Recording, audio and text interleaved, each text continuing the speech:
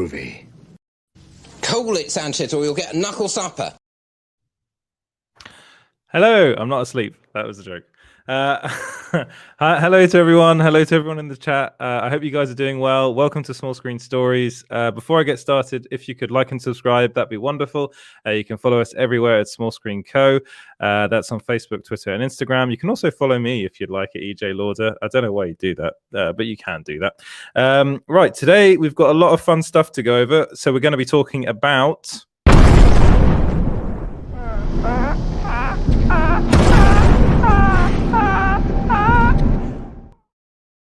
Big up to James for that one. That's a wonderful little graphic that James did, and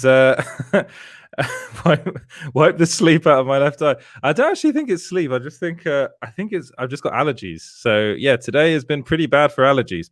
Anyway, we've also got somebody. Come on, just fucking Mikey. We got Mikey Sutton coming on the show, and he will be dropping some scoops, some delicious scoops. I've never said it that way. I don't know why I just said it then. But yeah, so we're going to be talking about Ayer Suicide Squad. We'll also be chatting a little bit about Dwayne Johnson, because I didn't actually get to chat about that on this show as well. We'll be talking a lot of stuff, a lot of interesting stuff, mainly some DC stuff today, because that seems to be what the news is at the moment. But you lie! I know I lie. No, James, I'm not lying. It's actually true. It just seems to be there's a lot of DC related stuff going on. One of the first things. It's showtime. It is showtime, James. And James. Talk. Well, if it's enough talk, what am I supposed to do? The whole point of the show is me having to talk here. I will say that James's clips do keep me awake, because it's almost midnight here. It's 11 o'clock at night here for me, and it's been a long day, and it's been the start of hay fever season, which is never good. If you suffer from hay fever, then you'll know what I'm talking about. But I'm rambling. So one of the first things I wanted to talk about was the article that went up today on Small Screen, and that's to do with the real reason why Warner Brothers won't release Ayer Suicide Squad. But before I get into that, let's get into the comments. It's always fun to say hi to everybody. So at the moment, who do we have in the comments? We have Lords of the Long Box. So TiVo needs hi. Well, tell me something I don't know, TiVo. I just have one quick question. Who do we have? DLW. He doesn't doubt that TiVo is high. I'm pretty sure everyone's a bit like that. They give you weed for your allergies. Well, you know what? No one's given me weed for my allergies. And hello to Soul Macca. Maybe that would help me, actually. That probably would help me. Yes, no, I wasn't asleep again. I was just pretending. I saw that that from you, Danzig. And I thought, you know what? Why not start the show off with a little joke? Who else do we have in the chat? We have Nerdy Williams. Good news. Zack Snyder's Justice League caused more APP downloads than Wonder Woman 1984 by 200,000 a day, and kept rising to 4.9 million by the 21st. Yes, well, Zack Snyder's Justice League has been doing incredibly well on streaming. It's been doing really well. This one of the reasons is because it's a really good film. The other reason is people seem to be really gravitating towards it, more so than Wonder Woman 1984. And I have said it before, I don't think Wonder Woman 1984 is a particularly good movie. Right, who else do we have? We have Soul Macca saying, good evening, Edwards, wipe the sleep out of your left eye. Again, I do think it's I don't know, I've probably just got weird eyes. What else? So much stuff. Ion Marvel. Yes, there is so much stuff going on at the moment. Marvel stuff. We probably will do like a more Marvel centric show sometime this week. We really should, to be honest, because there is some stuff to talk about over at Marvel HQ. And we do have a special guest at the end of this stream too. Yes, we do. It's actually Ion Marvel of Peter Levi. Yes. We're talking about that Eternals leak vaguely, so we don't get any spoilers. We've got Peter coming on. Brilliant. That's great. Who else do we have in the chat? We have Lol James already messing with me. He's always messing with me. He's constantly messing with me. Poor James felt liberated on Syl show yesterday. As in, because he wasn't on the Syl show yesterday, was he, James? I was the one that was sleeping then. You were sleeping, yeah. Who else do we have? What's up, Edwards? DLW. Nothing much. Just been writing articles. Hello to Don't Call Me Wave. I won't call you Wave then. That's fine. Don't call me Wave. Who else do we have? We have. I don't do requests.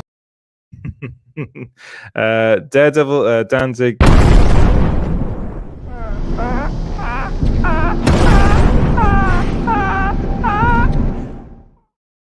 I will get onto that, James. Danzig asks if there's any Daredevil news. There hasn't actually been any Daredevil news for quite some time. And then Double MJ says, "Is it bad to say I'm here for James's clips as much as the Ayer Cut?"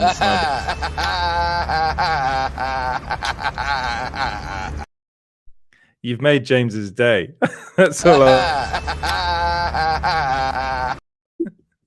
Right, let's get into the news. Right, should we get into the news, James? I think we should get into the news.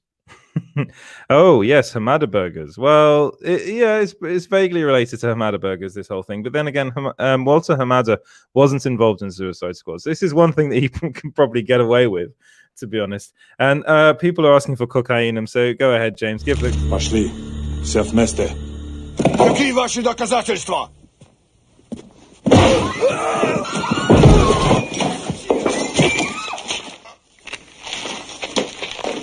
Cocainum. That's so freaky. That's such a freaky clip. Yeah, and hashtag in James we trust. Get that trending, Dan. If you get that trending. Joshua Mann is in the chat as well. Says, ask Mikey what's up with the Toby, Andrew, and Tom all appearing on Good Morning America news on his site. Were they all on Good Morning America together? I didn't know that.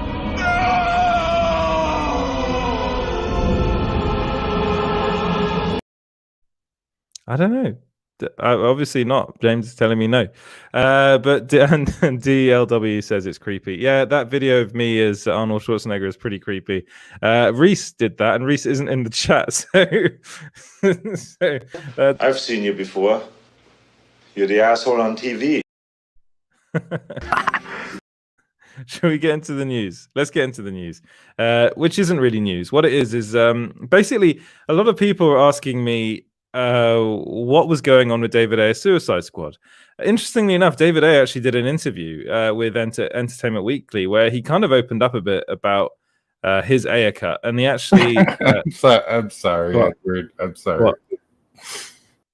The stream is exactly what I think would happen if someone on their last day at the BBC just stopped caring and messed with the anchor. Yeah, you know what?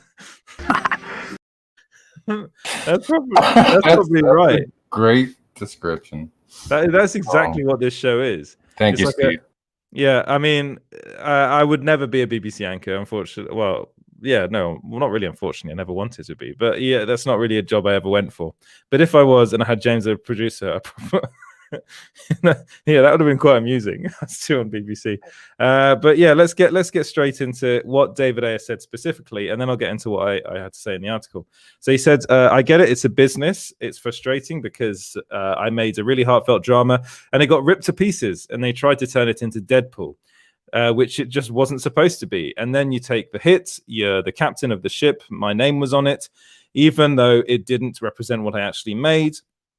I would take all of the bullets and be a good soldier. I made an amazing movie. It's an amazing movie. It just scared the shit out of the executives, which, I mean, he's really dropping bombs. And I really do think this interview he did with Entertainment Weekly was a reaction to the Ann Sarnoff interview, where she basically said she dropped her own bomb of saying the Ayer Cut's not in development.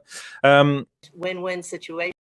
Yeah, it really is a win-win situation, isn't it, Ann Sarnoff? I'm pretty sure you're really feeling like a winner right now.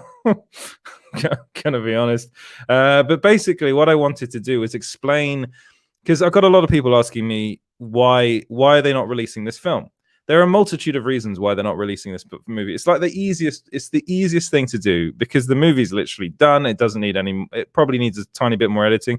I was told that like within April time, David Ayer has been working on this thing behind the scenes. And this April, it would basically be done, and they would not have to spend any more money on the movie. They could literally just release it on HBO Max. It's ready to be watched by people. It was literally ready to be watched before the movie came out.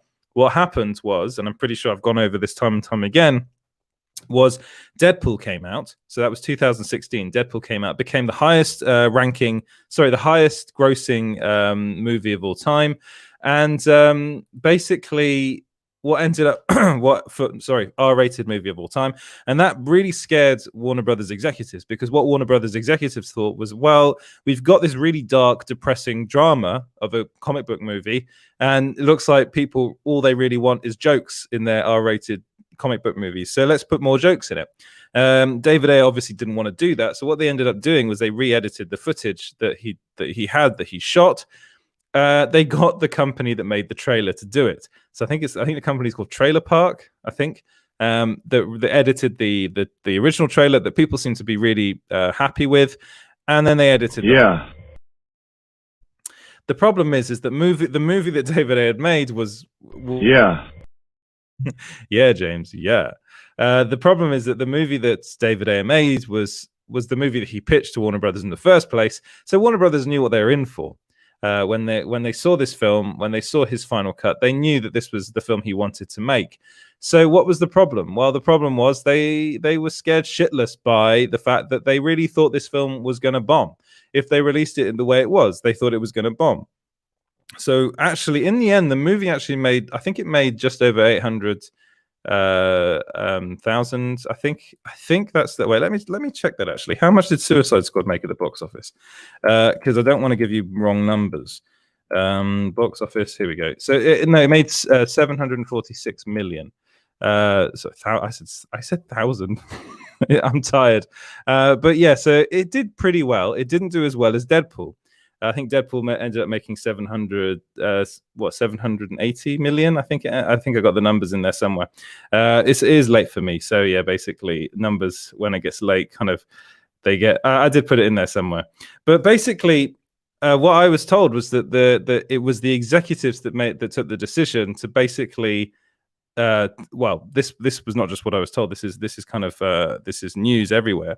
It's a pretty well known fact. The executives took the decision to just go, let's completely re-edit this film and release it. And David Ayer, to his credit, stood by it. I mean, I'm pretty sure a lot of other directors in that position have done.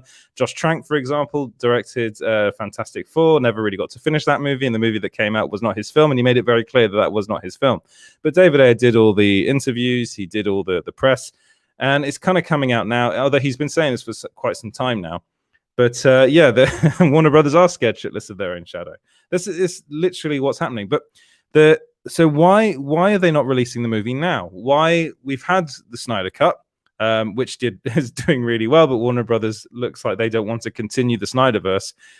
I mean, we've spoken about that ad nauseum on Sill's show, for instance, and also I think a bit on Super Team Megaforce.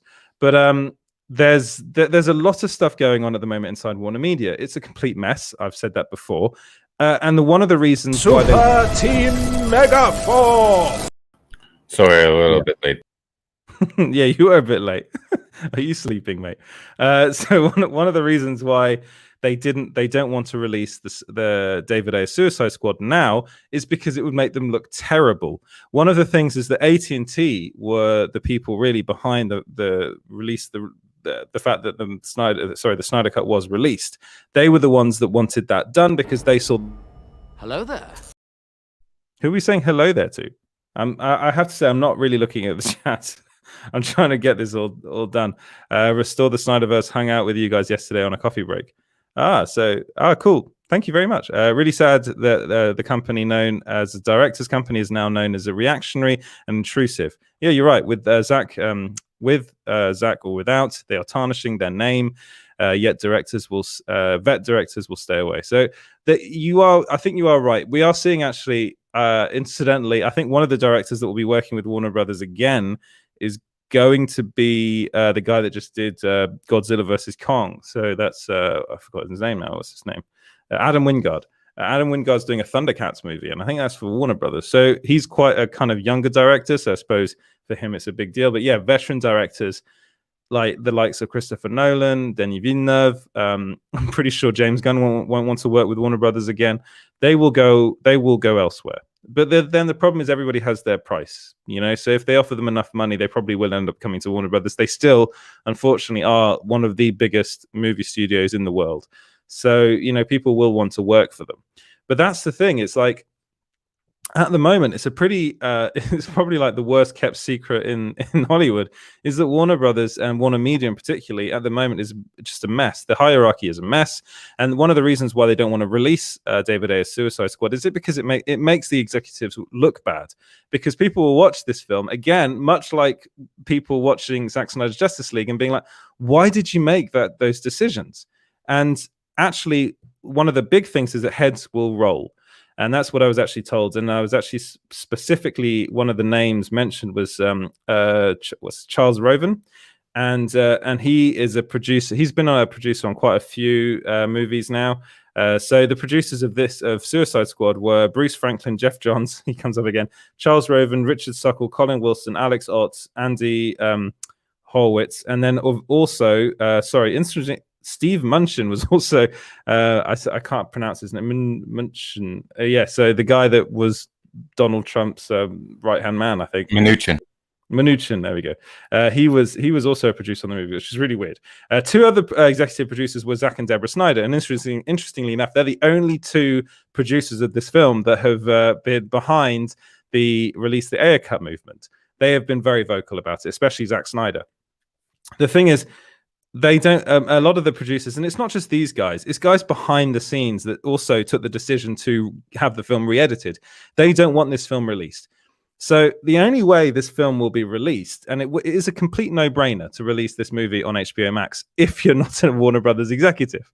Because if you're a Warner Brothers executive, it's literally basically you're showing two movies, you're re-releasing two movies. Well, in Zack Snyder's case, it's not really a re-release, but it's basically saying this is what we were working on originally, and this was what the finished product would have looked like, and then we decided to change it, and what we changed it to was absolute crap. And in this case of Justice League and Suicide Squad, we don't know what we're doing, basically. So this is more about their careers, and it's also about their egos. They don't want this film to come out because there are just far too many cooks in the kitchen. There are far too many jobs at stake for them. So it's just bad for their business, but bad for their personal business. So this is very personal. It's very personal for David Ayer as well. The guy, this is his movie, and he's had to stick by it. That he's just not. This is not the film he wanted to direct. This was not the movie he pitched. This was not the movie that they agreed to make. And it's just, the whole thing is a complete and utter mess. Warner Media is a complete and utter mess.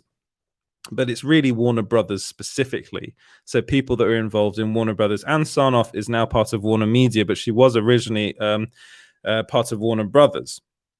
So she's now Warner Media Studio CEO. She's been promoted, which is a funny little thing there. The fact that Ann Sarnoff's been promoted. We are in the process having many conversations with the talent, the agents, and the exhibitors to try to work through how this can work and be good for all of them.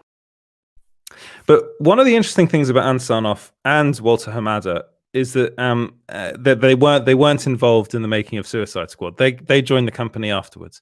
The thing is that they are very much connected to the people, the executives behind the scenes that had this film made, that took the decision to re-edit the movie, and they are loyal to those people.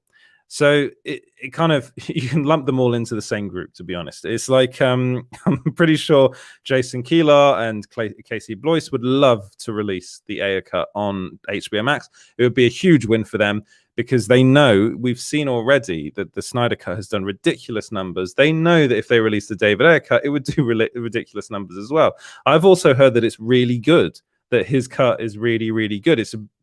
I've been told it's a David Ayer movie, and most David Ayer movies are pretty decent. I love Fury. I think Fury is a great movie. He wrote Training Day. He didn't direct it, but I love that film. He's basically made Training Day over and over again, to be honest. But End of Watch is pretty good as well. So he's made. I will say Bright's not very good, but that's that for me. That's the only one of his films that I didn't like. But I've been told that it is a very. You can tell that it's un film de David Ayer, to be quite pretentious. So yeah, that's what I was told. But The whole thing is nuts. What's going on over there? There is a very badly run company at the moment, which is it's not surprising. It's the company that makes decisions like releasing all their 2021 blockbusters on HBO Max and not tell the directors all the people that bankrolled the movie. For instance, Legendary with Godzilla versus Kong, they financed I think 70% of the film. And they didn't tell them that they were going to just release it on HBO Max day and date. You know, that's a really good decision to take, guys. Sorry, you brought up a comment, James. Do you want me to read the comments? Is that what's going? They don't want people. This is from Steve Segura. They don't want people to be enamored with another movie they thought was in their rear view. Yeah, you're right. They have egg on their face from Zack Snyder's Justice League. It'll be piling on at this point. Yeah, you're right. That's basically what you could have written the article. That's the whole thing in a nutshell. That's what's happening at the moment. Is that they don't want to be seen as complete and utter morons, which is what would happen. Execs fail upwards, the heads roll up the hill. That is also true. It's also very much true. The higher you get in a company, the harder it is to fire you, and the more likely you are to get promoted. That is very much true. They should know that the only way they might redeem themselves would be to give fans what they want and to give us the Ayer cut. Yes, don't call me whatever you are, and Tim, you're right as well. Put it on HBO Max. That would be the sensible thing to do. That would be the bigger thing to do.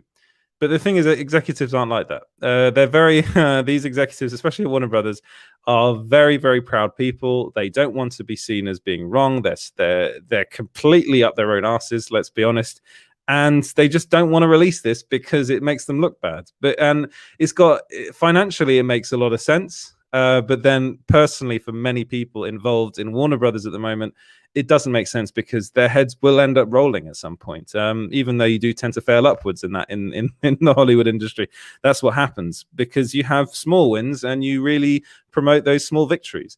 Do you think Jared Leto wants it released to have his portrayal vindicated?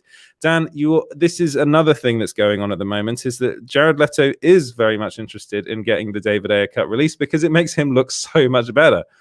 Like a lot of people were commenting on how much better his version of the Joker was in Zack Snyder's Justice League, and it is a lot better.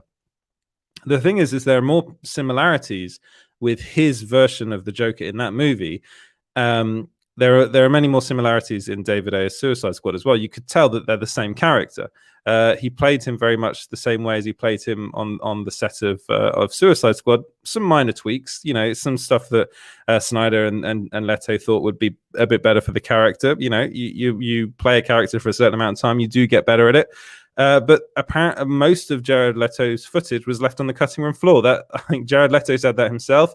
David Ayer also said the same thing. It's like David Ayer has been very vocal about how good Jared Leto actually is in his movie. So the Jared Leto that we saw, his Joker in Suicide Squad, is a cut, edited, just mess of a performance not because of Jared Leto, really. Again, like a lot of that has I think this will show how important editing is to a movie. It's vital. Editing is 90% of the film. If you have a poorly if you have a poorly edited film, it's not going to be any good. It's just not going to be. It's going to be unwatchable. And hello to Reese. He's finally back in the. Hello there. And please excuse me. I am getting I've got hay fever. It's not COVID. It is hay fever. I've been sneezing all day. Classic Warner Brothers. It really is classic Warner Brothers. It's Looney Tunes. It's Hamada Burger. Again, Hamada's not so much involved in this one. There probably is an element of him trying to help out his buddies at the moment over at Warner Brothers, his buddy executives that got him the role that he's now in as head of DC Films. So there's that as well. It's like I scratch your back, you scratch my back, I scratch your back, or whatever way you want to put that. So AT&T, sorry, I'm not going to be able to say your name. Sassafras. There are too many S's. AT&T has reinvested so highly into streaming that the stock is around $30 right now. So is it? I didn't know that. Down 1.57 last time I checked. Okay, well that's interesting. Maybe you should purchase some stock in HBO Max. I don't know. So, and yet they refuse to publish its numbers and completely removed trending. I think you're saying completely just ignoring the trends that No, are going on. this actually came out. I forgot to mention it an hour or two ago. Someone said that they removed the trending section on HBO Max. Oh, they removed really? Snyder Justice League was doing so well. Wow, that's crazy. I didn't know that. That's insane. Sabotage, man. But that's kind of weird because that's AT&T, you know, and that's weird. That's weird. Maybe that came higher up or something. That is very strange. That order must have come from higher up. I mean, yeah, it's the whole thing is completely bonkers. What's going on at the moment? It's like there's no leadership. There's no plan. Warner Brothers is literally the most reactionary company I think I've ever heard of. It's like you can't make this stuff up. You really can't. And it's what they're doing with Suicide Squad is indicative of that. And of course, I will have to mention this. One of the other reasons why they don't want to release David Ayer's Suicide Squad now is because of James Gunn's Suicide Squad, Suicide Squad. That's another reason. And I didn't put that in the article because it's kind of obvious that film is about to come out. But this is more to do with why are they so adamant that they will never release this film? They're not adamant that they won't release this movie because of the Suicide Squad. That doesn't matter. They've made that very clear that they don't mind having non-canon movies be released in the sense that apparently Zack Snyder's Justice League is non-canon. And hello to Fatal J. Fatal, I was just joking about that meme, by the way.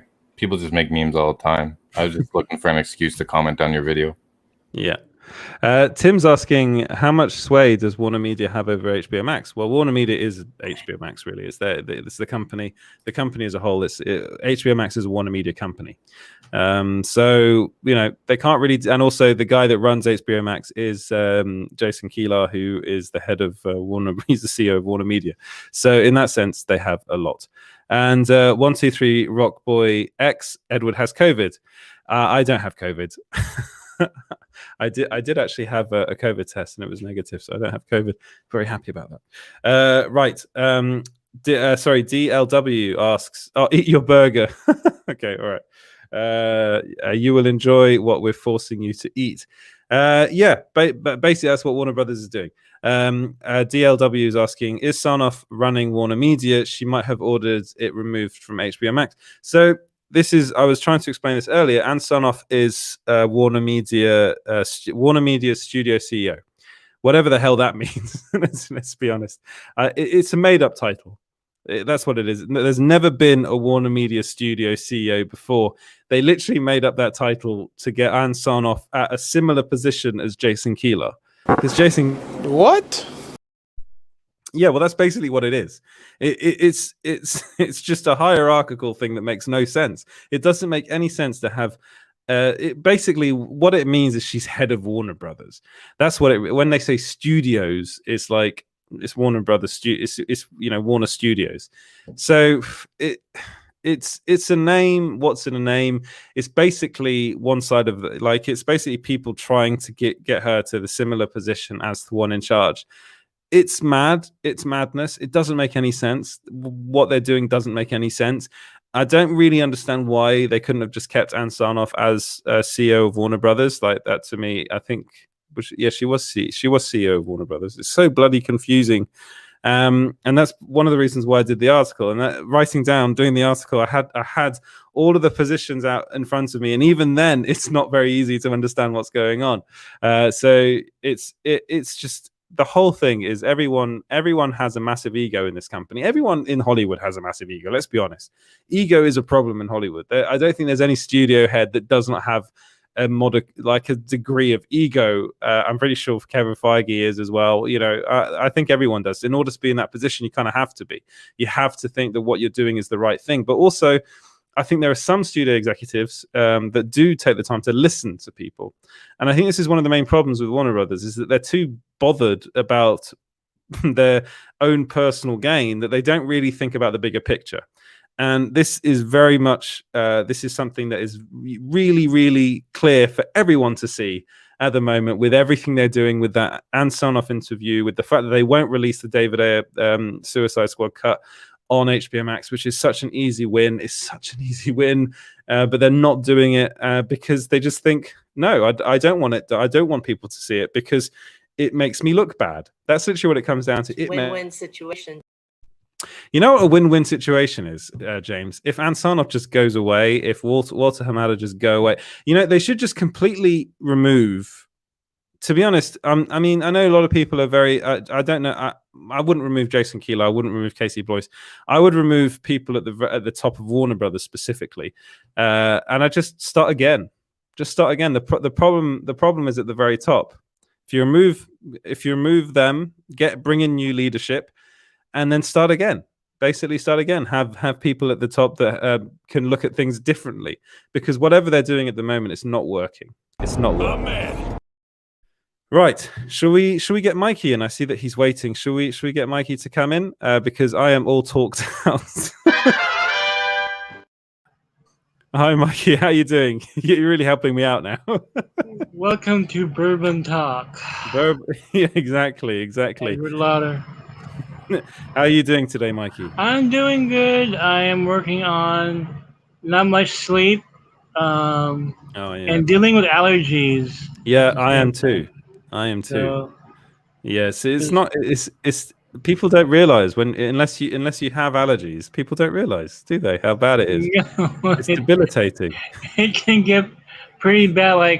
Like yesterday, I think it was yesterday or the day before, I was trying to write for the site and my eyes just kept watering for hours. I'm like, how the hell am I supposed to write? Like sneezing all the time. I'm like, I managed to write it. Writing about Warner is very difficult. You need a scorecard to keep up with everybody. Like, where does this person do? And so to me, they're all like junk food and vegetables. Amata burger and tubby fries and asparagus. We've really got to do. We've got to do that Former Brothers burger bar menu. That might make things easier for people if you put it in that way. Let's before we go on to certain things. Let's have a look at the comments. So here, Tim Tapp and Hamada aren't part of the old regime. Why not throw out the old execs under the bus so they don't look bad when the Ayer Cut comes out? Tim, you have a point. The problem is that Anne and Hamada, they're not part of the old regime, but they're still kind of connected to the old regime in the sense that they don't want to upset them. Yeah. They really don't want to upset the old regime, and they've shown that to be the case. They've shown that to be the case with the way that they're acting over the Snyderverse and over David Ayer Suicide Squad. So I mean, Hamada's been there for. They've both been there for what? Was it 2019 they were brought in? Was that when they were both brought in? I believe so. Yeah. Yeah. That's long ago. So not too long ago. So maybe give them a few more years. But the problem is it's not working now. Ann Sarnoff has come out and has been terrible, terrible spokesperson. So maybe get someone different. People lose their jobs all the time. I don't want to say fire Ann Sarnoff or fire Walter Hamada, but there is obviously a problem at the very top. There is, and they are two of the people involved in this. I don't know. I'm not saying put me and Mikey in charge. I'm not saying that. I wouldn't mind that actually. so that's kind of a mess to inherit, though. Yeah. Then we got there you go. Steve Segura. As a business person, you don't get too attached emotionally to anything. Money is the bottom line. They are emotionally invested at this point against consumers at that. I think it's a yes and no situation. I think when it comes to something like the Ayer Cut, it is emotional for them because it really is their jobs on the line. They didn't want. I mean, many of the executives at Warner Brothers didn't want Zack Snyder's Justice League to be released. They really did not want that film to be released.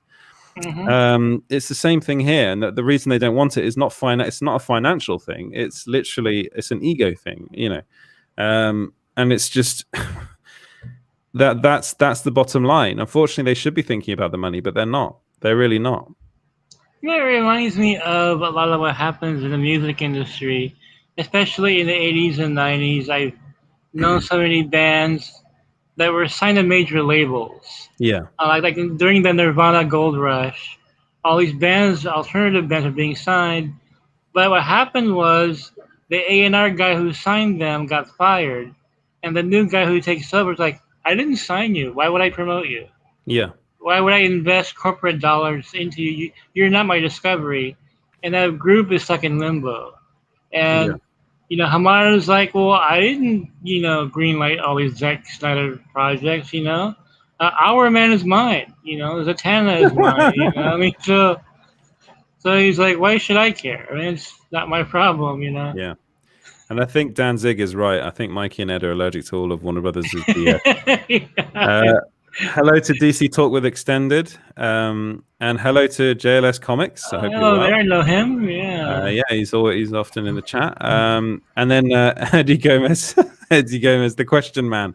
Is true the rumors? Is it true? Are the rumors true about Millie Bobby Brown being in talks with Marvel? Well, they're very yes. They're very interested in her, and I think she's pretty interested in being in a Marvel property. I don't know what I don't know who she'd be up for, to be honest. I don't know what role she'd be up for. Wasn't she up for the Eternals like over a year ago? Yeah, we kept hearing about it, then all of a sudden vanished. Yeah, she was in talks for the Eternals, but then it kind of they never really found the right role for her. But I think I've been hearing more rumors about her being in Fantastic Four. That's something I've been hearing about. Who knows? I actually have just seen Godzilla versus Kong, and I will say she's not very good in that film. I don't know what it is about her, in that movie or in that franchise. I just feel like her character's slightly pointless. And obviously, James doesn't agree with me, but that's just how I felt. No, that's just bad news. Yeah, I watched it and I was a bit like, literally, you could take her character out of the movie and it wouldn't change anything.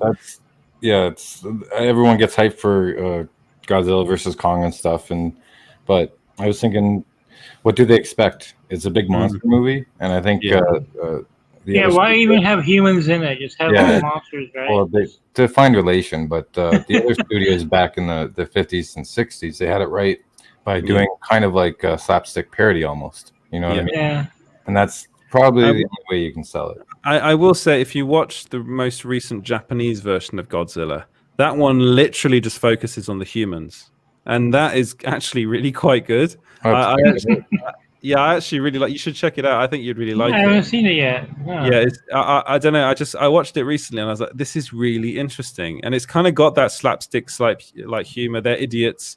Why not Psylocke? No, she wouldn't be good for Psylocke. Eddie, how about you just write Warner Brothers and ask them to get her to play Psylocke? Wait, isn't Psylocke your sister, right? Yeah, Betsy Braddock. Captain Britain's sister. Oh, hey, it's your sister. God. I was thinking, what? Olivia Munn's my sister? No, she's not. But, this is a pretty good question. Yes, could The Rock be convinced to push Warner Brothers to release the Ayer Cut? So, I mean, yes, he could. Frankly, he could. He does have a lot of power as far as an actor is concerned. He's also a producer. He's producing Black Adam, so he's got a lot of sway over at Warner Brothers. But the thing is that would he really want to get into that fight with them? That's the question there, especially when I've been told that he's really pushing to try and get the Snyderverse restored, that he wants the Snyderverse to continue. Mm-hmm. Is he really going to go? And I also want, one more thing I want is the Ayer Cut. While I'm at it. Yeah, I don't know if, and also I don't know if he's seen it. I don't think he's seen the Ayer Cut. So I'm also not sure if he knows David Ayer all that well, to be honest. So again, a lot of the people that are really talking about this are people that were in the movie or people that are friends with David Ayer. So like Will Smith has actually said that he'd like to see the actual version. Jared Leto did as well. So, and then of course Zack Snyder was very much like for it being released. So a lot of people want it released. But then again, are they going to listen to Will Smith now? Is he as big a name as The Rock? Probably not. No. Are they going to listen to Jared Leto? No, no, they're really not going to listen to Jared Leto.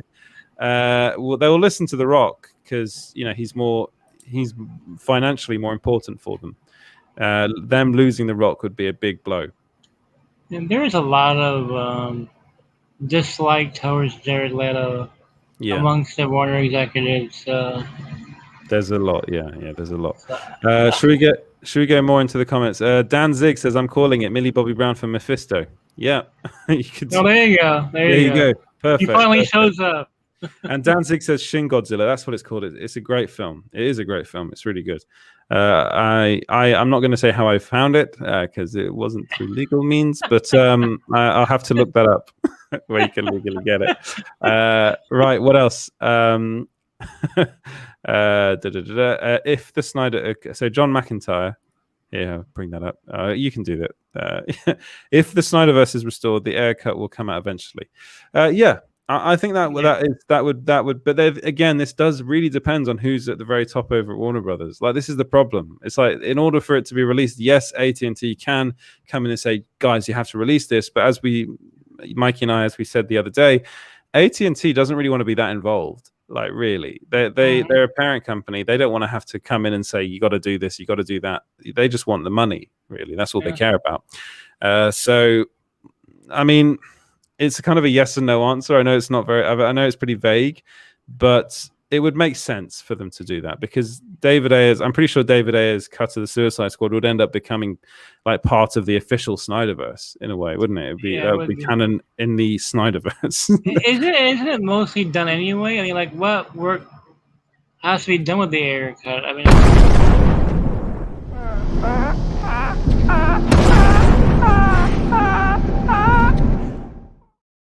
God, that blew my eardrums out, James. And yeah, I am now officially afraid of the Ayer Cut and that laugh. I mean, does it need as much work as a Snyder Cut did, or is it mostly finished already? I mean, it's mostly finished. Like, I was told April time it would be basically done. Like, if they would just let him do it. Now, again, it's like. I was told that they basically need no money to do this. And it would basically market itself. They could get David Ayer to market it again, like do a Zack Snyder kind of thing. He hasn't got quite the following that Zack Snyder has, but I'm pretty sure Snyder would market the hell out of that movie for him as well. Oh yeah, he would. Yeah. So yeah, they could do it, and it's like it's just a really kind of it's a simple decision to make, but they can't seem to make it. Right. At what point? Sorry, Danzig says. At what point would you be surprised if someone leaked the Ayer Cut? I wouldn't be surprised at all. I actually, I'm pretty sure I know somebody that could leak that movie. All I can say is keep watching Tom and Jerry. Yeah, just refresh. Just keep on refreshing. Keep refreshing it, right? So you Save Martha. Why did you say that name? Until you see Will Smith, you know. Yeah. I mean, yeah, it's like, honestly, at this point, I was kind of half expecting to see the David Ayer cut of Suicide Squad when I turned on Godzilla vs Kong. I was like, oh, it's the actual film. This is weird. Wouldn't that be awesome, right? Yeah, that would have been pretty good. What else do we have? James, you choose the comments. I'm pretty sure there are some comments you can choose. Right. Yeah, Zach would support it. He and David are friends. Yeah, they are. They're pretty good friends, and they've made that very, very clear. David said that that's left to work is a little bit of VFX. Super easy. Yeah. Super easy, barely an inconvenience, if you know that. But they're sorry, and by the beard of Zeus, what a name. But they're killing any positive press about the Snyder Cut. They are. That's exactly what they're doing. They're killing it. I did not know the thing about the trending thing on HBO Max. I didn't know they removed the trending feature on HBO Max. That's crazy. That's really weird. But yeah, I mean, it's one of those things. It's like, honestly, I just really wish they'd just release it and get it over with, because it would be better for everybody. It's like I think in America you call them band-aids. It's like taking off a band-aid. Just release the bloody thing And then stop letting your ego get in the way of this, because it's starting to get ridiculous now. Well, but they're turning Snyder Cut into this forbidden fruit now, and when that happens, everybody wants it more, right? I mean, It's like you try and ban something or prevent people from watching or talking about it, they're gonna want it more. So it doesn't work, whatever it is they're trying to do. Yeah. The more you suppress information about it, the more people will talk about it. I mean, it's human nature, Yeah. So it's just going to backfire on them. And also the mere fact that they released the Snyder Cut, it's literally them opening the floodgates. They knew from the moment they did that then the next thing people would have asked for is the Ayer Cut, because they've been asking for it anyway. So them just coming out and saying, no, we're not doing it, we're going to stop doing it, it's just absolutely ludicrous, because literally what did you think people would expect? Yeah. Of course, if you release the Snyder Cut, they would then expect you to go, okay, we're also releasing the David Ayer Cut. This will never end. That's the truth. Until it's released, this will just keep on going and going and going. And well, unfortunately, there are people there that do think it's all a fluke. Yeah, I know you said this the other day, and I've never seen Sil so annoyed in a weird way. I know. He was actually genuinely annoyed. Face, but that is how out of touch they are with the fans. They're not in touch with the fans. They see all this as white noise, and it's and they're trying to ignore it. Yeah. Step down the ivory tower. Do you want to move into the scoop, Mikey? Yeah, Yes. you want me to... I was thinking we could do. It's relevant for the discussions heating. Yes. You want to do that one? Yeah. How about if I should I just read it first? Yeah, if you want to read it. Do you have it? Do you have it up? Because I haven't published it yet. I have the my hard copy, so to speak, right in front of me. So this is a Geekosity exclusive on the small screen. Okay. Yeah. Pew, pew, pew, pew, pew. Yeah, go ahead, Mike. Wish I can see Sil's face, though. Yeah, I'll try and do Sil for you. I can't. Okay, there you go. Well, we can wait. You'll be here in a few minutes, but it's okay. Go ahead. All right. DC films will release more lighter superhero fare going forward, veering away from the grimness of the Snyderverse. Once again, DC Films is intending to duplicate the mammoth success of the MCU. Oh, Mikey. Yeah. Let's do the discussions one first. Do you have those notes? No, I don't. Okay, one sec here. All right. Come on, guys at Geekosity, you should have this. You should have this. I'm blaming it on you.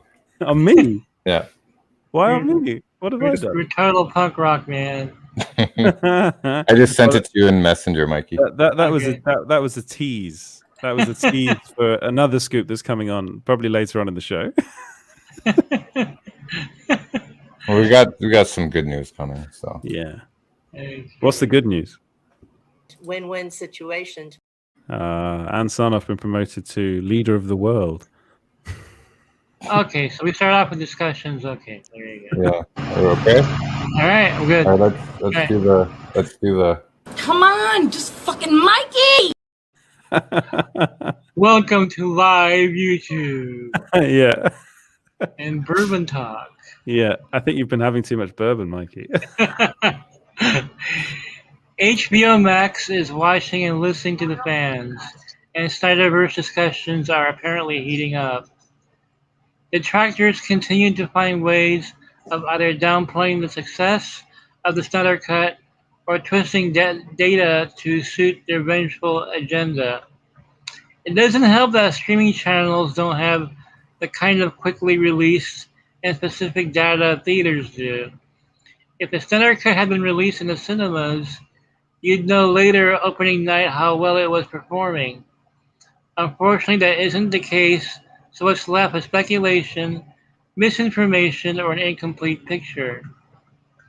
Third-party researcher Samba TV has been providing the latter.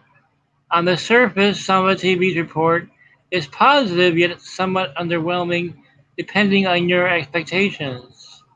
According to CBR, Samba TV found Zack Snyder's Justice League was streamed by 1.8 million households subscribed to HBO Max from March 19 to March 21st. Mm-hmm.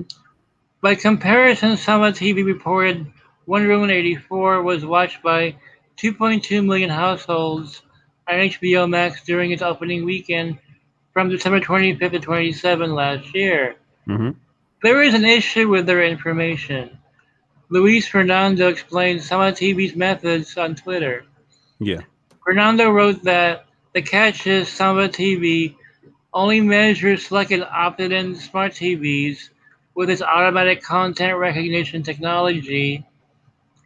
What that means, they only reach a limited number of devices households. There are websites that conveniently left out that information. Of course they would. Deadline, sorry. Don't get me wrong, Samba TV is being completely objective. Unfortunately, their updates are spun negatively by clickbaiters. However, there's actually another problem.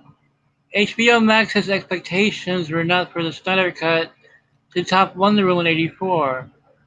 Why would they care if a 4-hour movie had higher ratings than another movie on the same streamer? This is an apples and oranges scenario, too. Wonder Woman 84 was completely new. It was intended to be a purely theatrical sequel to a huge and beloved box office smash.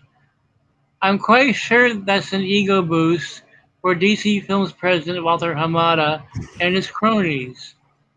Sorry, kids, but my Wonder Woman 84 beat your Snyder Cut. Hamada burgers passed to everyone in the office with added Toby fries. That's not HBO Max's goal. Their mission was to give the House of Mouse a swift Snyder kick in the crotch. Did the Snyder Cut beat the Falcon and the Winter Soldier on Disney+? Per CBR in the same article, Samba TV found Zack Snyder's Justice League was streamed more than the first episode of Marvel Studios' The Falcon and the Winter Soldier on Disney Plus over the same frame. Mm-hmm. Mission accomplished. Ratings may be everything on commercial network television, but added subscriptions are at the heart of streaming channels. Bloomberg revealed that AT&T's HBO Max had the biggest increase in video streaming last week as viewers flocked to its recut version of the superhero epic Justice League. The Warner Media streaming platform recorded an 8.9% jump in users launching its mobile app. For the week ended March 28, downloads of the HBO Max app rose 64% for a top increase. Given that insiders said that HBO Max is now considering multiple possible spin-offs from the Snyder Cut beyond sequels to Man of Steel, Justice League, and the Ben Affleck Batman prequel I leaked before. Yeah. Despite this, I recommend that Snyder fans continue their social media campaigns supporting the movie.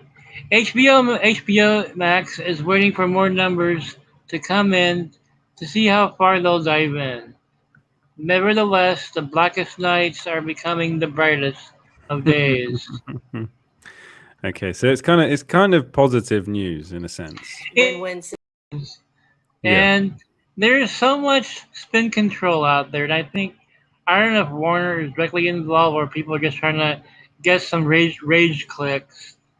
Yeah. But there are some people who are mad at Snyder because of I won't get into what happened, but there are people who are all of a sudden against him now because of the YouTube incident that happened. They want to spin control, the results in this. They don't care if it topped Wonder Woman 84. They're on the same network. Yeah, it doesn't matter for them. It doesn't matter to them. Yeah. It's a competition they care about. Did we top the Falcon? It was, but it was very much certain publications that made it about Zack Snyder Justice League versus Wonder Woman 1984. That's what they did.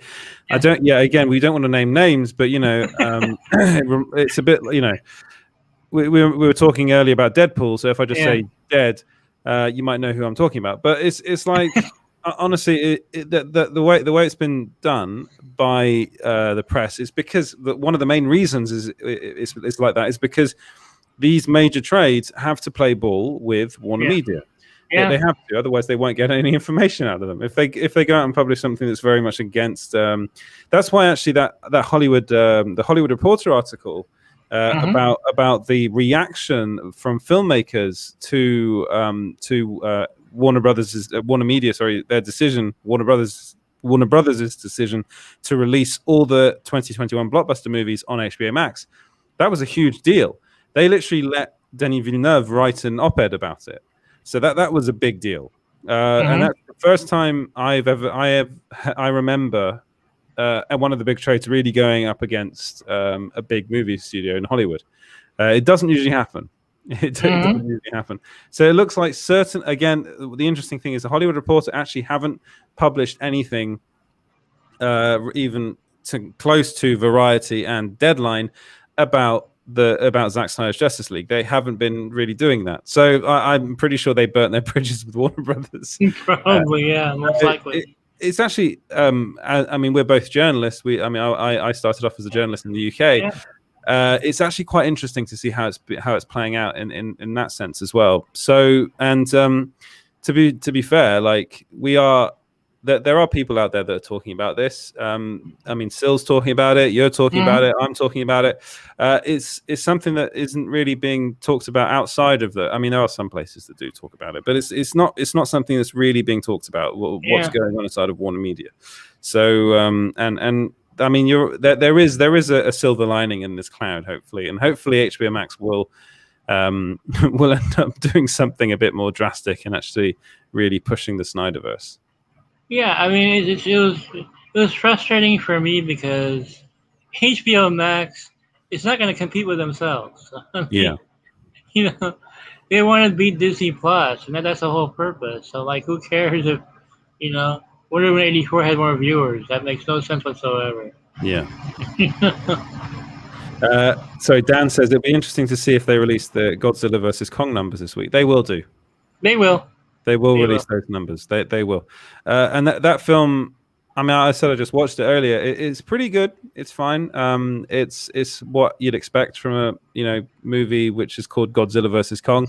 But it's also a much easier film to market for that as well because it's a lot shorter. It's very bright, I'll say. It's actually quite vibrant the way they've shot it. A lot of battles actually take place in the daytime. Oh wow! As opposed to at night, which is kind of cool, actually. It's cool. Yeah, it's a decent 7 out of 10 movie. I enjoyed it, apart from some weird bits with human characters, which is kind of this franchise's crutch really. That they can't really get that. They can't work it out properly for some reason. All those films from the very first Godzilla have had issues with their human characters. But Jurassic Park as well. I think the first one was good. No, the first one is brilliant. The first one was the first one. After that, though, they really had problems with the human aspect of it. Yeah. Let's see. Do we have any other comments, James? That James producer guy that he can bring up so we can talk about this. Does anyone know where Jim Lee stands with all of this? Is he Team Snyderverse?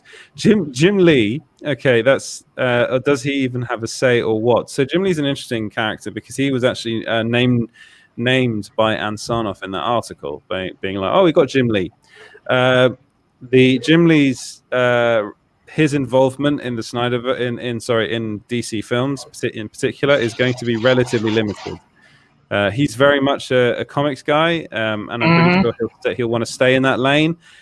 He's as far as I'm aware, he's not someone that's really like Jeff Johns that really aches to be a Hollywood producer. I think he's pretty fine with the position he's in. I don't know. What do you think, Mikey? Well, from what I heard, Jim Lee is a good face for the company. Yeah. Like the comic book fans worship him. even Apart though from he TiVo. really doesn't do much for DC Yeah. films. I mean, they have a consulting thing. I mean, there were rumors a long time ago that he might become the Kevin Feige of DC films, but see, Yeah. they consider him the comic book guy. He's not a film guy. So Yeah. you always I get ego tripping going on there. So that's always the issue. Yeah, that is Hit that like and don't forget to he cuts himself off. Yeah, so I do love Jim Lee. You know, and I did get the sense in our Super Team Megaforce chat that TiVo wasn't the biggest fan of Jim Lee's, but that's probably because he is very much a Marvel guy. Super Team Megaforce. But he's not an exec. He's not the same. He's not. No, he's not the same as Kevin Feige. Feige really cut his teeth in making movies, whereas Jim Lee's been a comic book writer. I think he was. Was he a comic book illustrator? He was an artist. He started off with Marvel with the X-Men and Punisher War Journal in late 80s. Became popular right away. Yeah. But he doesn't really have much power, I don't think. No, he doesn't at all. And then he went to Image, and then he was running I think it was Wildstorm under the DC banner. Yeah. And then he made a big comeback with Batman Hush, and then he got promoted to the film department. Okay. Somewhat. He got his hands in there. So yeah. The Hush series, the Hush comic book's brilliant, by the way. If they ever do that as a movie, I'd love that. Yeah, like, and then Tim Tapp says, could The Rock become DC's Kevin Feige? I think he's pretty much fine doing stuff with Black Adam and kind of staying in that lane. I don't think he really wants to be too involved in like the DC universe as a whole. Because for him, the idea is very much, I want the Snyderverse to continue so I can play Black Adam against the Justice League. It's not so much like I want to be a producer of these movies, and he probably would be anyway. He probably would end up being a producer on those films, but not someone like Kevin Feige. That's one of the problems is that there isn't really. I mean, it's going to be really difficult. We keep on saying, is there a Kevin Feige? Where's a Kevin Feige coming from? I mean, you both, I think you and TiVo made this very clear in Super Team Megaforce, is that it's not really about finding a Kevin Feige. It's literally just about finding somebody that can be on top of everything. Because at the moment, there isn't anybody at Warner Brothers like that, or Warner Media. Well, yeah, Kevin Feige had experience with Sony and Fox, so they need to find that kind of producer who, let's face it, who probably worked with Marvel before.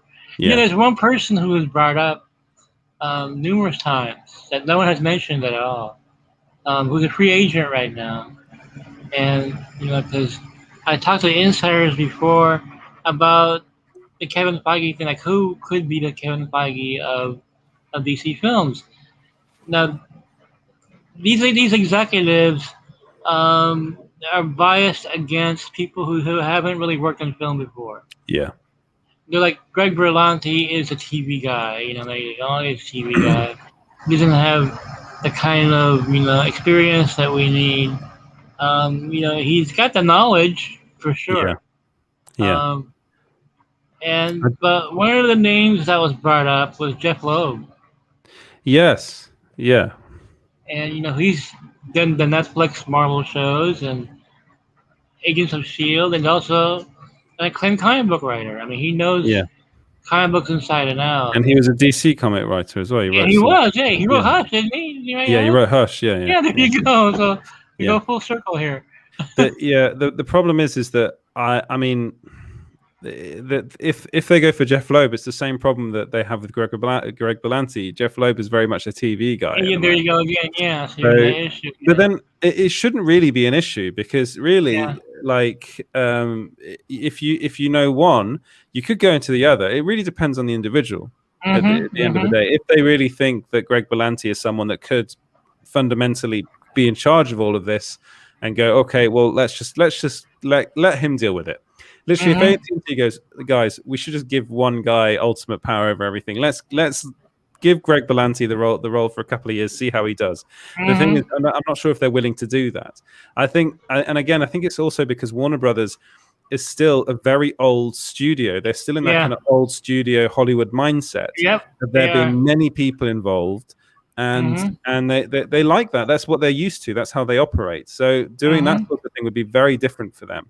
So I think that's another issue that they have. Like Marvel Studios was a young studio. They're kind of the upstart, the people that came in and kind of shook things up a bit, and then they got bought by Disney, and Disney made it a bit more streamlined. And then Bob Iger was very much he really liked what Kevin Feige was doing, but don't bring back him. him. Kripke might be good. Someone said Kripke. He might be quite good. Welcome to Super Team Megaforce. I am not Edward Lauder. The greatest show ever, right there. Saying it's better than the Sil Abdul show. Wow, that's. I'm just saying that was one of our best episodes of Super Team Megaforce. Okay. I don't know why. Yeah. It's because I was asleep early. It went downhill when I woke up and joined the show. That's what happened there. Well, good evening, Edward. And How are you doing, Sil? Now, first to the chat. What's up, Mike? We got 68 people watching, only 37 likes. So we need like 20 more likes right now because Mikey just gave you a scoop. First off, and I think you have something else to say, Mike. I don't know. Like I just heard. He started off with another scoop. He's already scooped. Yeah, so you got 1.5 scoops. Yeah, we dropped the one about the HBO Max. They're really the discussions are heating up right now in terms of more Snyder material. Yeah, more so than ever. Do you want to release your second scoop? We need 10 more likes reaction before Mikey can do. We need 10. Okay, I see your game. I'm just saying, we got 70 people watching this. So I would like. Can you have the pleasure of reading my? Yes. Reading this one here. Let's do it. Let's see. Where's let's see. Go on to Geekosity. It's live now. James, it's live now. Okay, so let's go on to Geekosity. This is live TV. Let's see. You see, we like to it's cross promotion. I don't mind. I don't mind saying go on over to geekositymag.com because they're a good site and you'll get some good stuff over there. Man, they must have paid you this week. You really leaned into that. The check cleared. I'm really happy about that. Yeah. This is the one I want Sil to read. Thank God he's reading this one. I still need 5 more likes. This is for you, Sil. This is your kind of bourbon stink bomb. Bourbon stink bomb to read here. Don't bullshit me. The funny thing about the like ratio was that even before we started, we were on air. I had the show had 1 dislike before we started. But someone at the very start was like, "No, this isn't." It was like, I found this channel. I don't like it. Hamara was like, "Screw this channel." Yeah, well, those guys are there again. Well, that's a rite of passage, right? Yeah, exactly. The thumbs down is a rite of passage.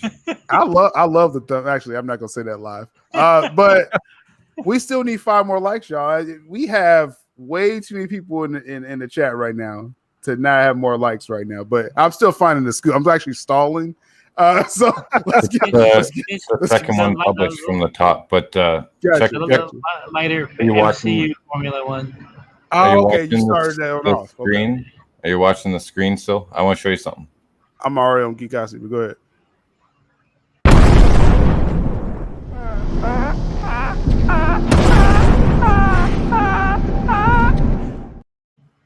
That's deep. We'll give you a Hamada burger per like. Per like. let's get a Hamada burger per like. So I guess we're close enough. People have kind of stepped up and pushed the likes up. So let's go to the scoop. This isn't my show, so I can't, can't dictate what's going on here. Y'all said read the scoop. Take over the show. We've proven that. Y'all said read the scoop, so I'll read the scoop, right? So don't make me mute you, Walter Hamada. Walter Hamada, he wants us to come in and eat his Hamada burger. Okay. And I do think that moving forward, there's more opportunities for us to do things like this. And really, it at the end of the day, it's about the fans. And I think the fans want to see it. And it gives us a way to sort of explore maybe some different stories and different ideas and use the medium in a different way than it's been used thus far. Oh, that clip is so long, James. I think he's actually talking about his burgers in that clip. I think he's launching his new burger joint. Right mindset now. Like, I'm upset. Let's read this. Let's see. Let's see. Is DC Films still aiming for the MCU formula? This is what we're doing. Oh my goodness. Y'all set me up. Y'all are setting me up. Seeks lighter superhero fare. All right. So DC Films will release more lighter superhero fare going forward, mimicking the MCU and veering away from the grimness of the Snyderverse. Once again, DC Films is intending to duplicate the mammoth success of MCU. Apparently, that's among the reasons they do not want more of the Snyderverse, because it doesn't fit in their vision. Now, like, we're getting a focus of what's going on, right? Like, I think this out as I read it, right? So, at least for the most part, DC Films is open to releasing darker R-rated fare such as Joker, but the budgets will be lower for such movies. Mikey has told Wonder Woman 84, Shazam, Birds of Prey reflect the overall motto. Bring out the bourbon. Bring out the bourbon now. This is what they want. Yeah, that's their trinity. Wonder Woman 84, Shazam, Birds of Prey. All right, I'm just reading what's here, right? Nevertheless, certain pictures like the Batman will echo its inherent gloominess, although now on the level of the Snyderverse. I don't know. Just side note, he beat a man to death and said he's Visions. I'm just saying. I'm just throwing it out there. DC Films, Marvel Studios is like the Facebook friend who has a prettier girlfriends and more money to DC Films. Okay, so they're comparing it themselves to Marvel. Still, such a Mikey line. Exactly. Either that or food. It would have been one or the other. So, since WB executives don't understand and honestly really don't care for comic books, they look at Marvel Studios comic book movies. Then. They look at Marvel Studios hits and ask themselves, "How do we get some of that?" They don't understand. Do they understand? Oh my God, Mikey! Why you set me up with this one? Marvel Studios isn't huge because of a comedic formula. MCU head Kevin Feige weaves a narrative thread that stitches all these films together. That makes even their smallest projects like Ant-Man seem like events. That's with the dialogue. Yes, movies like Winter Soldier, Civil War, Endgame had grit and heavy air of melancholy and loss. Unfortunately, DC Films only sees the surface level. They don't understand how to Xerox Feige's tight continuity. They've given up on that. A source said that Warner's views the Rock's Black Adam as their Thor. Sorry. I just walk into stuff with these. Look at your face, man. I was waiting for this. So they're trying to copy and paste, right? So the Black Adam is Thor, Blue Beetle is their Spider-Man, and as Mikey said, it's insect based. They're both insects, right? If Pierce, let me get this name right, Pierce Brosnan, Dr. Fate becomes hugely popular in Black Adam. You don't need hoary house of hog-offs to see where this is going. Oh, my goodness. DC Films apparently wants a Deadpool of their own. Ironically, they own the crazy ambush bug, who was the Deadpool in his current form of the 80s. Deep cut, Mikey. Warner Brothers at Ape in the MCU is the same old story. The studio butchered Greg Berlanti's original script for 2011's Green Lantern because they felt it needed to be more like Iron Man. Same as it ever was. So more bad news. That's a very good last line. I know that is what's the band? Same as Talking ever. Heads, yeah. Talking Heads. Brilliant. It's brilliant. Oh my goodness. Yeah. So basically, Blue Beetle, the pitch was, this is our Spider-Man.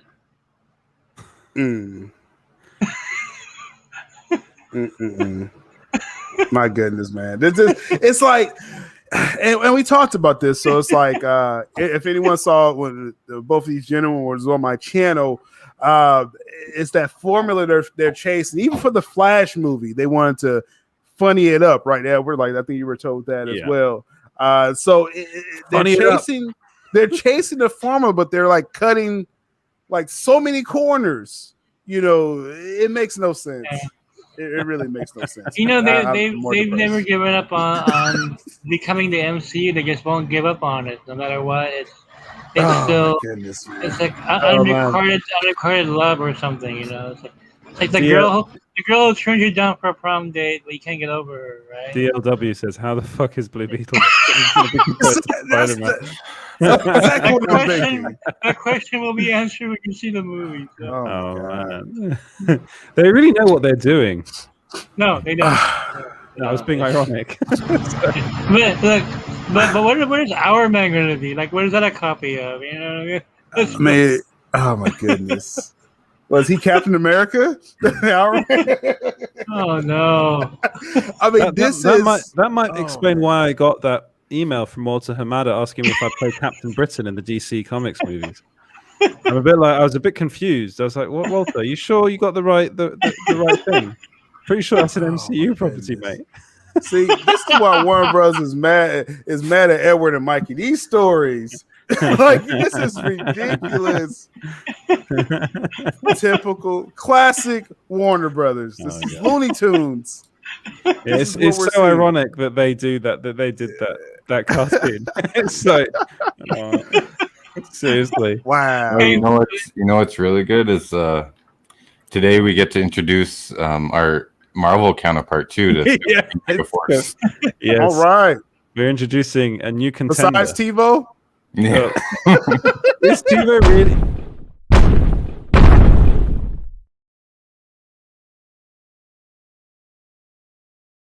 It's so dramatic. Yeah. What an entrance right there, man. Hello, Peter. I'm really keen to hear about this young, hip Pierce Brosnan who's going to lead DC to victory. That's a tremendous angle for them to take. Oh, man. Wow. I think that was Stanky or whatever his name is, AT&T, being like, "Oh, he's a young, hip dude, isn't he?" Yeah, that's amazing. I have a lot of sympathy for the DC fans out there for the state of things, and it just only seems to get worse. Snyder Cut's a nice little break, and then it's on to more insanity. Exactly. Yeah. So we got Peter Levi in the building. Hello, Peter. Howdy. Nice to meet Edward, and I've talked to Mikey before. Yeah, you've been covering me for over a year now. It's good to see you. Since fall of 2019. Yeah, since the Spidergate thing, and it was TiVo that found you and told me about you. Someone who watched Lords of the Long Box ran into my stuff and linked him to it. Yeah. Did we just become best friends? Yep. That's a good clip. I suppose I should jump into the story I just posted up, the video. Not yet. Oh, I'm so sorry. I was going to get to my positive news, but too eager. About DC? It's about Marvel. It's about Marvel. We still need to digest this. We're still on this. We just want to get you in here to do the chat. Focus on the Ayer Cut, and you'll be happier. You know what? One day I'm gonna go watch the Snyder Cut right now. There you go. One day, let's do an hour special on Our Man. Hour of Our Man.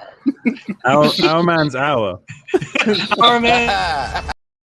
and after an hour, the show abruptly ends. There's no goodbye, nothing. I need that clip, James. Send me that clip. If that movie's longer than an hour, then what's the point of that movie? It's like Our Man, longer than an hour. It'd be like, wait, what's going on? I don't do requests. Oh man, okay, Peter. This is your first time on this show. This show is mad because we got a mad producer. Don't bullshit me. He likes to bring in his clips. It's infuriating, but it basically keeps me awake because Call it, Sanchez, or you'll get a knuckle supper. They're from everywhere. These clips. Oh, it's all good though. It's all good. So this is basically Super Team Megaforce right now. This is basically we went full on. Sans TiVo. TiVo's he's too high to come on the show. I just have one quick question. I don't know if we can handle TiVo. Not that we in any way, shape, or form recommend pot smoking or anything like that. Well, I think after the Warner Brothers news, I think you can smoke some pot. Oh my goodness! After a Hamada burger. But bourbon goes well with Hamada burgers. You have to have a bucket nearby after eating a Hamada burger. You would think that the more DC fans were high though after all the bad news. I know. Right? I know. And they're still celebrating Snyder, right? Exactly. I just watched the black and white version today. You did. Did you like it again? Oh yeah, I love the contrast to it. So it's another, it's another experience to the original one, right? So so hey, cool stuff. I mean, it's just they have to know people want this. I haven't seen the black and white version, but there is from the previews I saw, there is a film from the late 80s called Wings of Desire, a German film by Wim Wenders.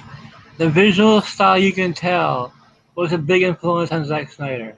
Yeah. The black and the Justice Gray is so gorgeous. I just had to come in and say that. And this is for John. You and he were buddies, weren't you? Once. Listen, when I first joined this hospital, I was strictly solo. You were the first real buddy I ever had.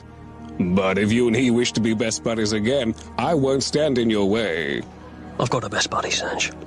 But some shit sticks, no matter how hard you scrape. Hang back. You got it.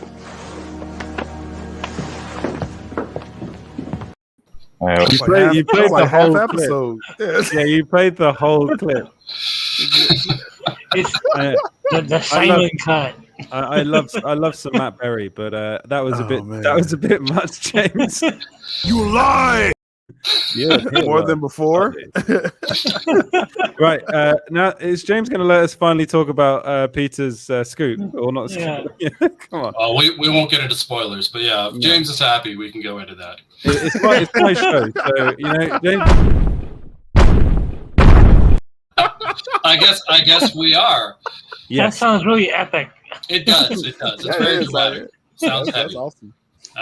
So yeah, we will avoid spoilers since we're just teasing. But the news that I covered, and almost no one else has talked about it, is a leak about the Eternals. Specifically, someone who went to a screening went and jotted down a bunch of notes and posted it up on Reddit.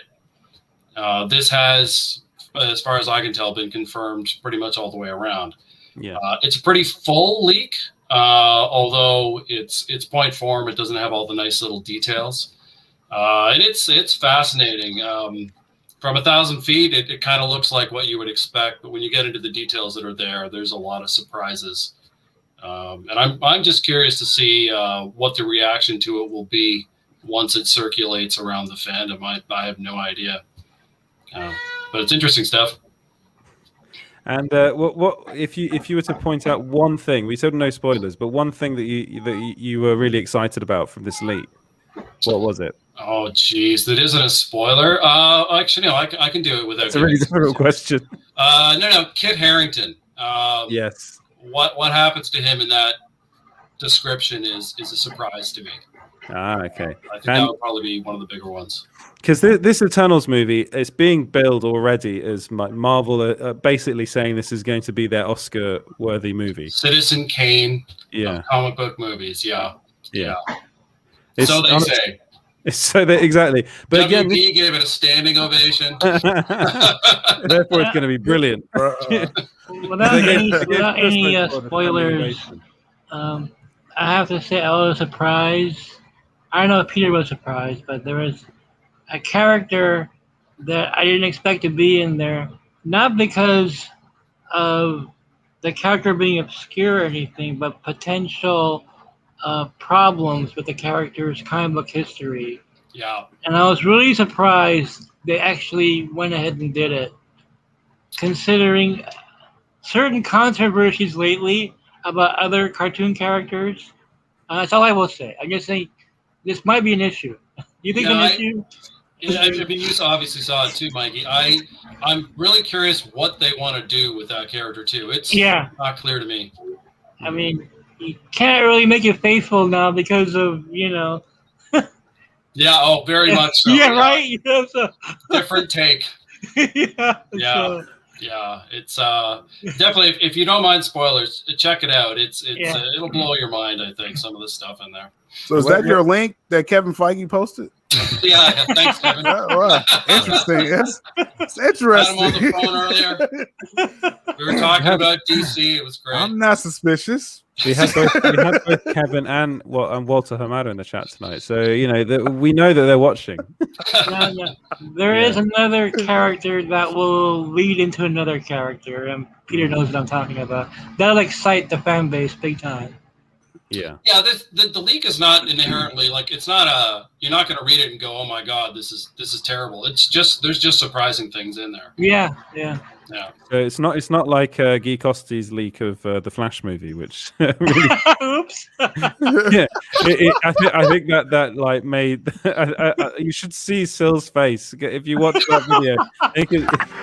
When I first read it, oh my goodness, Sill just could not believe what they were planning, what they were concocting over at Warner Brothers.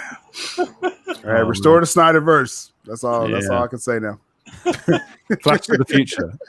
I think you need a pretty big cleaning of house for Warner Brothers for that. Sorry, go ahead, James. Yeah, Peter, Count Falconer is saying, doesn't a lack of trailer posters mean this production is a disaster, like they're hiding something? Well, so this is one of the things, and this is why I brought up the WB giving Batman v Superman a standing ovation. The whole idea that internally something is great is pretty common marketing. So until we see something, you have to take it with a grain of salt. Yeah, definitely. But I mean, they're not going to start the advertising until probably maybe a little before Black Widow, but not anytime soon, I don't think. I thought it was odd we didn't get no kind of teaser at all yet, though. To be honest, it is the way Marvel works now. They tend to really focus on one project and just promote that project until the other one is basically going to come out. So it's the Black Widow's holding it up. And I think it's the way they work.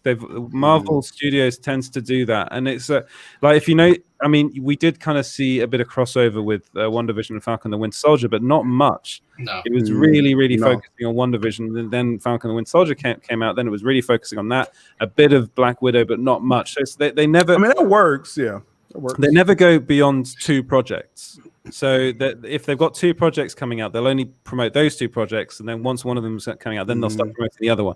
That's how they work. It was just kind of weird. Investors Day, like we was always watching it together, Peter here on the panel, and it's like we saw Star Wars teasing stuff and everything. You know, even the BTS shots of Cassian Andor and everything. And we saw nothing of Shang-Chi, nothing of Eternals.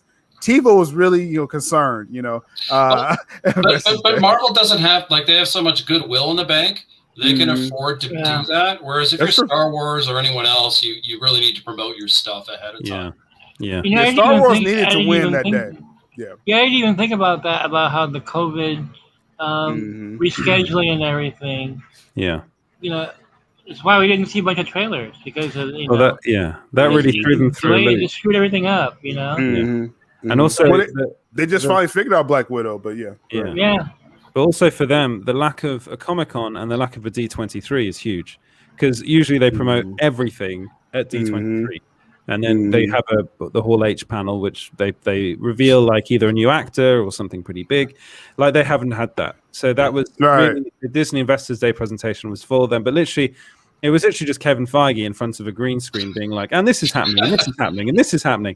And there wasn't any B-roll, whereas Kathleen Kennedy did introduce some B-roll, some footage and stuff like that. They need that. Yeah, it was. That was a big win. I was so impressed with Star Wars and Kathleen Kennedy for the haters out there. I was very impressed with her presentation. But I will say, I do think as far as presentations go, I think DC Fandom was better. Fandom. I think they did a slightly. Well, I know you would, but I think they did a slightly better. Because as far as these coronavirus times, online panels are concerned, that one for me was the best one But then Warner Brothers is now in this shitstorm of mess. I have no idea. Like that was like a win, like in the middle of COVID, and like how do you mess up? Like these things are supposed to be getting better right now, and like somehow, like from August of 2020, we're looking at this Hamada burgers, right? So this is crazy. Well, I heard that DC Films is really hoping the Eternals will help out New Gods. Of course they are.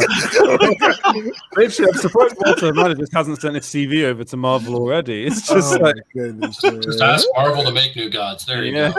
Just let them have it. Just let Marvel have it. But you know what? I think Kevin Feige would do it. I think Feige would do it. I think he like they're all fans of each other's work. I mean, there's a stigma within the fans, the fan community that they don't seem. I mean, again, I'm a Marvel and DC guy. I love both. And it's I just love comic book movies. I love comic books. I don't care where it comes from as long as it's a good story or a good movie. I don't care. My favorite comic book movie of all time is Logan. And it's like that's gonna take some beating. But I'm not one of these people. And loads of people are like that. They're not one of these people that is really just all I care about is DC or all I care about is the MCU. It's just actually my all-time favorite comic book movie is a DC film. Which is go on. He's going to come up with something really random. Let me if you say Green Lantern, gonna be Supergirl for Mikey. No, it's a Superman 2 is my all-time favorite. Okay. Yeah, it's a great movie. It's one of the best theatrical experiences I ever had. You're watching it as a kid. There's nothing. Yeah. There's no comic book films on that level. Yeah, as a kid too. Yeah, as a kid, I still remember watching Batman and Robin and thinking that was brilliant in the cinema. Not wanting that movie to end. It's not brilliant. As a kid, we liked everything. Yeah, it's not brilliant. As a kid, we liked everything. Batman Forever was brilliant. Batman and Robin sucked. I like Batman Forever. Yeah, though I would love to see the Schumacher cut. But I do like Batman Forever. I want to see the Schumacher cut. Yeah. Yeah. If you watch any interview of Schumacher, I just find it funny how he keeps on referring it to a comic book. His movie, he just says it's a comic book. I'm like, well, no, your movie's a movie. It's not a comic book. It's a bit different. I don't think he got the difference. And bat nipples. Yeah, that movie had bat nipples. Batman and Robin, I never finished it. I could not sit through it. No, I was a kid and I even was like, no, this ain't. All I wanted to see in that movie. In that movie, all I wanted to see was Bruce Wayne, go to a shop and pay for something with his bat card. And people are like, oh yeah, that's cool. I have no nostalgia for the Schumacher films. Me neither. I'm going to be completely honest with you. All right. Do you want to do a lightning round? Yeah, let's go for it. Let's go for it. Getting late for you, Edward. Get lots of shots of bourbon while we're doing it. All right. What's the first question? Producer James. Do you think there'll be any real consequences for Warner Brothers execs if Hamadaverse fails, or will they stubbornly carry on? Yeah, there will be. There will be. You hope so. You hope so, but you never know with these executives. They are so. But they have a lot riding on the Batman, especially, and the Flash. Those two films are the most important movies they have coming out.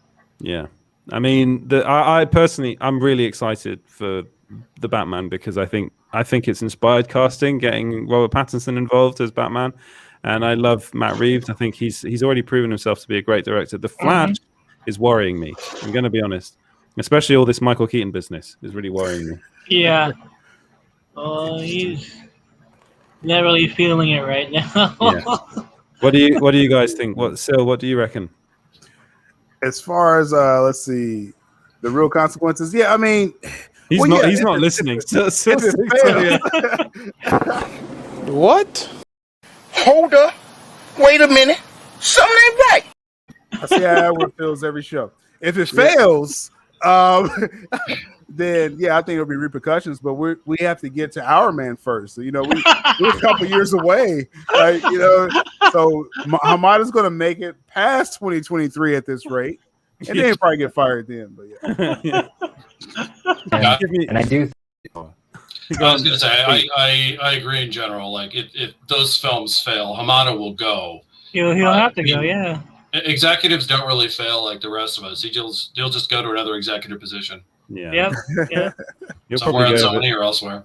Yeah. And they'll hire Josh Trank take over. Josh Trank. I want to see that. I feel bad for Josh Trank. The Trank verse.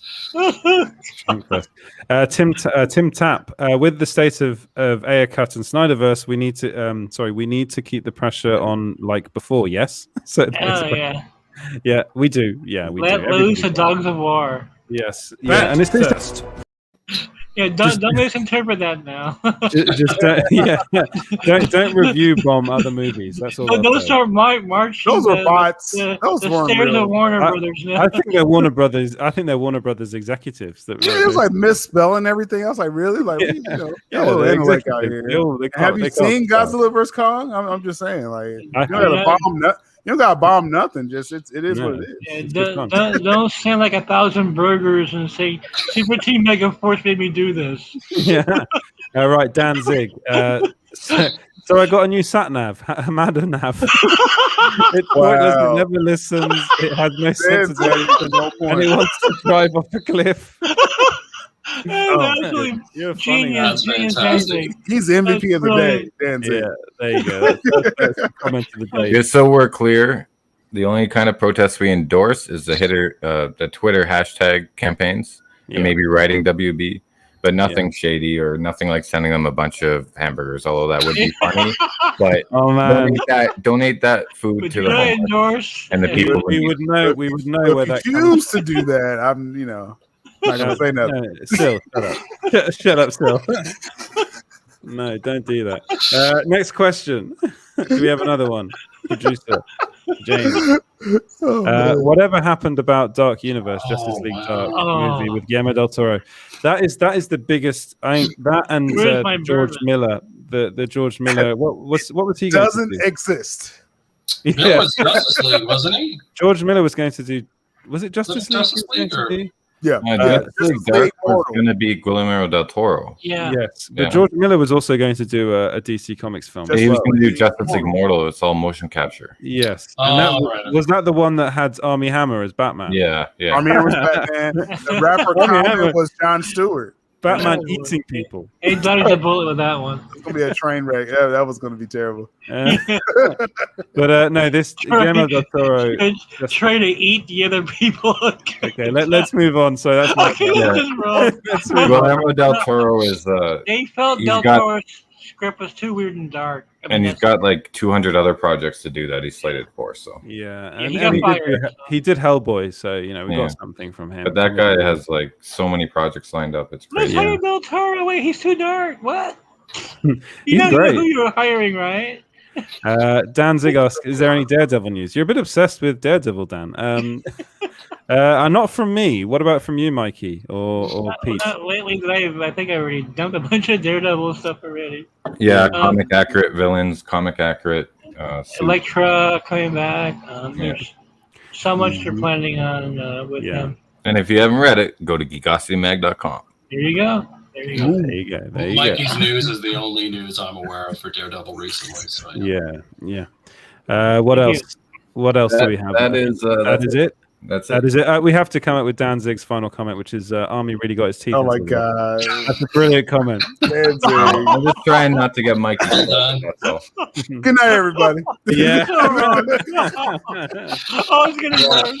It's getting worse. It's getting worse. Thank you very much, everyone, for tuning in, thank you for coming on. To you, Sil, to you, Peter, and to you, Mikey. Sorry, not Pete. Thank you, guys. And thank you to Hamada Burger for sponsoring this video. Warner Burgers. We will see. You'll see all of these people here in the chat on a future episode of Super Team Megaforce. So get excited for that. And you can follow Small Screen at Small Screen Co. everywhere. You can go to the website, which is at small-screen.co.uk. Now, I would like you guys to let the people know where they can find you. Sil, you go first. Go on. Just go to subduo.com. Everything's there. All right. Everything's there. What about you, Peter? I keep on calling Pete. Twitter, Ion Marvel. And it's the same name for YouTube as well. So easy peasy. Easy peasy. And Mikey? DCEU.com. We have 2 articles there right now waiting for you. One's a stink bomb and bring out the bourbon. Bourbon talk. And James, where can people find you, James? 42cut.com, geekositymag.com, geekositymag, small-screen.co.uk, small screen co is your socials, sellduel.com, and Ion Marvel with Peter Levi. You see, I think you've noticed now that James is literally he's kind of the Toby Emmerich of the group, like the one putting things behind them. He's the puppeteer.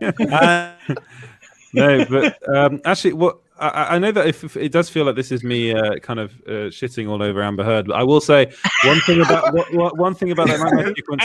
One thing about that nightmare sequence. I'm not shooting on you. She might shit on your bed first, though. She's terrible in that scene. She's terrible in it. And what I will defeat all people. And then she's going around with 2 bloody boxes of water. I'm like, so you're only useful if you carry around 2 bloody boxes of water in a fucking nightmare. But she's wearing the shit out of that suit, though, son. Yeah, that's not an excuse. Her character in that scene is useless. You love bringing that up, man. Toby Emmerich. Come on, man. One of the best rants ever. Man. We are the new Warner Media. And he just woke up. He just woke up. He just woke up. You have the best choice of words right now. Literally, I had Peter. I had just woken up. It was 3:00 in the morning. I'd watched Zack Snyder's Justice League. Okay, James is Feige. James is the Feige of. No, he's the Toby Emmerich. That's sticky. Come on, you got to tell me how you really feel about Amber Heard. She's fine. I just wouldn't let her sleep in my bed. You won't even give me the Feige, will you? Just because you pretend to be him on YouTube doesn't mean. Dick Wad. Off the rails. Are we still live? I am still live. Okay. Yeah. It's still live. End the show. Hold up. Wait a minute. Something ain't right.